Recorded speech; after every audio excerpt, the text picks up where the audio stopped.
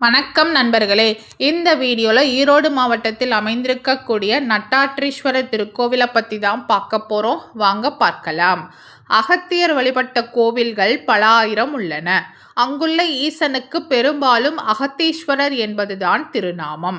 அப்படி அகத்தியர் வழிபட்ட அற்புத மகிமை உடைய ஒரு கோவில்தான் ஈரோடு மாவட்டம் ஊத்துக்குளி அருகில் உள்ள காங்கயம்பாளையத்தில் அமைந்துள்ளது. இங்கு ஈசன் காவிரியின் நடுவில் கோவில் கொண்டிருக்கிறார்.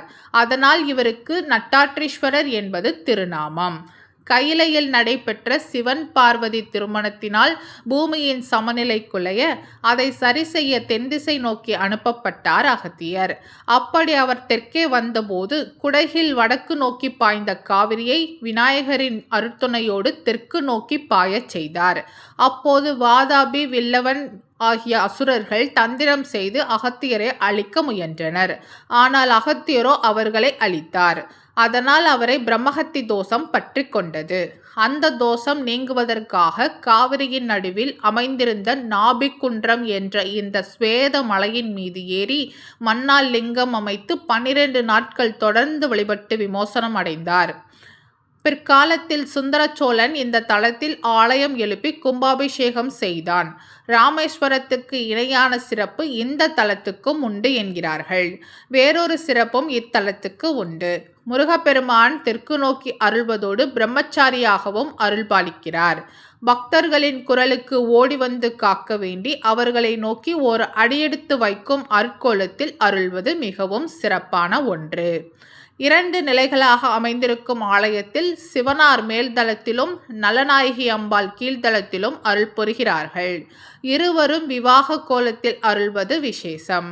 கீழ்த்தளத்தில் இருக்கும் பிள்ளையாரை தரிசித்துவிட்டு அப்படியே சிவசன்னதிக்கு வலமாக வந்தால் அந்த பாதை அமைப்பு ஓ எனும் வடிவிலும், பிறகு கீழ்த்தளத்தில் இருக்கும் அம்பாளை தரிசித்துவிட்டு முருகன் சன்னதியை அடைகிறோம் எனில் அந்த பாதை அமைப்பானது வடிவிலும் அமையும். ஆகவே இத்தலம் பிரணவ வடிவில் திகழ்கிறது என்கிறார்கள். சிவனாருக்கு உகந்த ஞாயிறு திங்கட்கிழமைகளில் இக்கோவிலில் வழிபடுவது விசேஷம். அகத்தியர் இங்கு 12 நாட்கள் வழிபட்டு அருள் பெற்றார். அவரது வழிபாட்டின் நிறைவு நாள், அதாவது 12ஆம் நாள் சித்திரை முதல் நாளாம். எனவே அந்த தினம் இங்கே வெகு கோலாகலமாக கொண்டாடப்படுகிறது.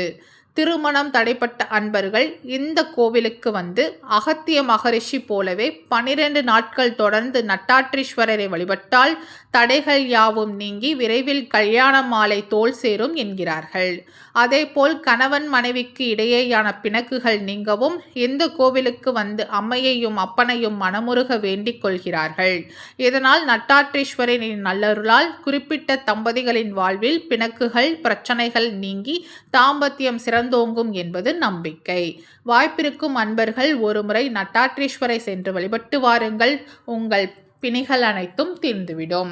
இந்த வீடியோ உங்களுக்கு பிடிச்சிருந்தால் லைக் பண்ணுங்க, ஷேர் பண்ணுங்க, சப்ஸ்கிரைப் பண்ணுங்க. மறக்காம அடுத்து எந்த கோவிலை பற்றி பார்க்கலான்றதை கமெண்ட்ல சொல்லுங்க. நன்றி மக்களே.